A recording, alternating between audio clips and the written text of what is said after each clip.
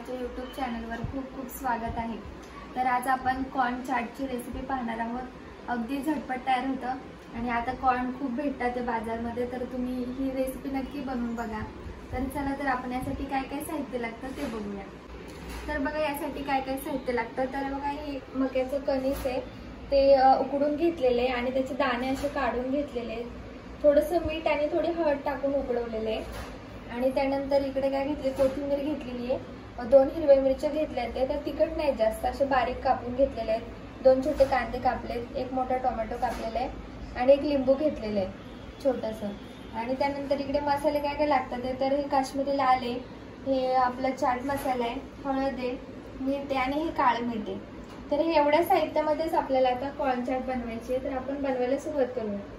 तर आता आपण या बाउलमध्ये एका बाउलमध्ये हे उकडलेले कॉर्न सगळे काढून घेऊया।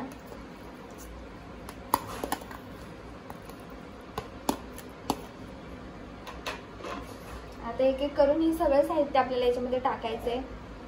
टोमॅटो टाकूया, कांदा,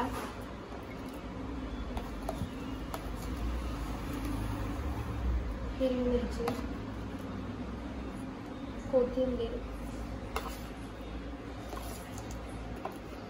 आणि हे जे मसाले आहेत हे सगळे मसाले आता आपण याच्यामध्ये टाकून घेऊया। तर आता आपण याच्यामध्ये लिंबू पिळून घेऊया। लिंबू तुमच्या अंदाजे तुम्हाला जेवढा आंबट पाहिजे तेवढा टाका।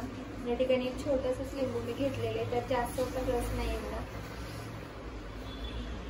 आता हे सगळं साहित्य आपल्याला मिक्स करून घ्यायचंय। तर हे सगळं आता मी मिक्स करून घेते। तर आता आपलं मिक्स करून झालेलं आहे। आता आपलं कॉर्न चाट तयार आहे, आता आपण सर्व करूया।